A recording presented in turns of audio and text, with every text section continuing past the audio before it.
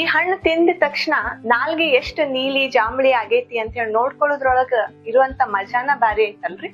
ಈ ಹಣ್ಣು ನೋಡಾಕ ಎಷ್ಟು ಚಂದ ಐತಲ್ಲ, ಇದನ್ ತಿಂದ ಮಾಲು ನಿಮ್ ದೇಹಕ್ಕ ಬಹಳಷ್ಟು ಹೆಲ್ತ್ ಬೆನಿಫಿಟ್ಸ್ ಗಳು ಕೂಡ ಸಿಗ್ತಾವ್. ಇದ್ ಯಾವ ಹಣ್ಣು ಅಂತ ಹೇಳಿ ವಿಚಾರ ಮಾಡಾಕತ್ತೀರೇನ್ರಿ? ನೇರಳೆ ಹಣ್ಣು, ಇಂಡಿಯನ್ ಬ್ಲಾಕ್ ಬೆರಿ ಅಂತ ಹೇಳಿ ಅಂತೇಳಿ. ಇವತ್ತು ನಾ ಈ ಹಣ್ಣಿನ ಬಗ್ಗೆ ನಿಮ್ಗ ಹೇಳಾಕತ್ತೀನಿ. ಈ ನೇರಳೆ ಹಣ್ಣು ಯಾವ್ದೇ ಎಕ್ಸ್ಪೆನ್ಸಿವ್ ಬೆರೀಸ್ ಗಳಿಗಿಂತನೂ ಕಡಿಮೆ ಇಲ್ಲ ನೋಡ್ರಿ. ಯಾಕಂತಂದ್ರ ಇದ್ರೊಳಗ ಅಷ್ಟು ಪ್ಲೆಂಟಿ ಆಫ್ ವೆರೈಟಿ ನ್ಯೂಟ್ರಿಯೆಂಟ್ಸ್ ಗಳು ನಿಮಗ್ ಸಿಗ್ತಾವ್. ಡಯಾಬಿಟಿಸ್ ಅವ್ರಿಗಂತೂ ಇದು ಒಂದು ಅತ್ಯುತ್ತಮ ಹಣ್ಣು ಅಂತ ಹೇಳ್ಬೋದು. ಯಾಕಂತಂದ್ರ ಡಯಾಬಿಟಿಸ್ ಇದ್ದವರು ಈ ಹಣ್ಣು ತಿಂದಾಗ ಸಡನ್ ಆಗಿ ಬ್ಲಡ್ ಗ್ಲೂಕೋಸ್ ರೇಸ್ ಆಗುದನ್ನ ಇದು ಕಂಟ್ರೋಲ್ ಮಾಡ್ತೈತಿ. ಅನ್ಕಂಟ್ರೋಲ್ಡ್ ಇರುವಂತಹ ಬ್ಲಡ್ ಗ್ಲೂಕೋಸ್ ಲೆವೆಲ್ಸ್ ಅನ್ನ ಇದು ಮೇಂಟೈನ್ ಮಾಡ್ತೈತಿ. ಸೊ ಡಯಾಬಿಟಿಸ್ ಇದ್ದವರು ನೀವು ದಿನಕ್ಕ 6ರಿಂದ 8 ನೇರಳೆ ಹಣ್ಣುಗಳನ್ನ ತಿನ್ಕೋಬಹುದು.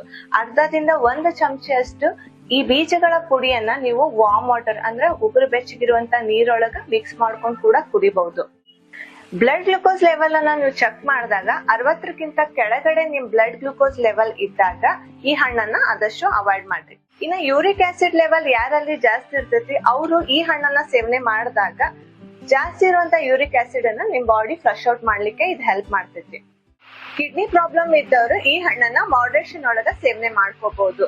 ಕಿಡ್ನಿ ಪ್ರಾಬ್ಲಮ್ ಇದ್ದವರಲ್ಲಿ ಯಾರಿಗೆ ಪೊಟ್ಯಾಷಿಯಂ ಲೆವೆಲ್ ಜಾಸ್ತಿ ಇರ್ತೈತಿ ಮತ್ತೆ ಕಿಡ್ನಿ ಸ್ಟೋನ್ ಯಾರಿಗಾಗಿರ್ತಾವಲ್ಲ ಅಂತವ್ರು ಈ ಹಣ್ಣನ್ನ ಅವಾಯ್ಡ್ ಮಾಡ್ರಿ. ಇನ್ನ ಹಿಮೋಗ್ಲೋಬಿನ್ ಲೆವೆಲ್ಸ್ ಮೇಂಟೈನ್ ಆಗ್ಬೇಕು, ಬ್ಲಡ್ ಪ್ರೆಷರ್, ಕೊಲೆಸ್ಟ್ರಾಲ್ ಕಂಟ್ರೋಲ್ ಅಲ್ಲಿ ಇರಬೇಕು, ಸ್ಕಿನ್ ಹೆಲ್ತ್ ಎನ್ಹಾನ್ಸ್ ಮಾಡ್ಕೋಬೇಕು, ಕಾನ್ಸ್ಟಿಪೇಷನ್ ಪ್ರಾಬ್ಲಮ್ ಗೆ ಸೊಲ್ಯೂಷನ್ ಬೇಕನ್ನೋರು ಕೂಡ ಈ ಹಣ್ಣನ್ನ ಸೇವನೆ ಮಾಡ್ರಿ. ಆದ್ರೆ ಡೈಜೆಷನ್ ಇಶ್ಯೂಸ್ ಇರ್ತಾವಲ್ಲ, diarrhoea, vomiting, loose motions, IBS problem ಇರುವವರಿಗೆ ಮತ್ತೆ ಸ್ಟಮಕ್ ಬ್ಲೋಟಿಂಗ್ ಆಗ್ತಿರ್ತದಲ್ಲ ಅಂತವ್ರು ಈ ಹಣ್ಣನ್ನ ಅವಾಯ್ಡ್ ಮಾಡ್ರಿ. ಇಷ್ಟೆಲ್ಲ ಹೆಲ್ತ್ ಬೆನಿಫಿಟ್ಸ್ ಹೊಂದಿರುವಂತಹ ಈ ನೇರಳೆ ಹಣ್ಣುಗಳು ಶಾರ್ಟ್ ಪೀರಿಯಡ್ ಒಳಗ ಸಿಗ್ತಾವ್ ಅನ್ಕೊಂಡು ಬಹಳ ಜನ ಎಕ್ಸೆಸಿವ್ ಕ್ವಾಂಟಿಟಿ ಒಳಗ ಸೇವನೆ ಮಾಡ್ತಿರ್ತೀರಿ. ಅದಕ್ಕಿಂತ ಮುಂಚೆ ಈಗ ಹೇಳಿರುವಂತಹ ಎಲ್ಲಾ ಇನ್ಸ್ಟ್ರಕ್ಷನ್ಸ್ ಗಳನ್ನ ಫಾಲೋ ಮಾಡ್ಕೊಂಡು ಸೇವನೆ ಮಾಡಿ.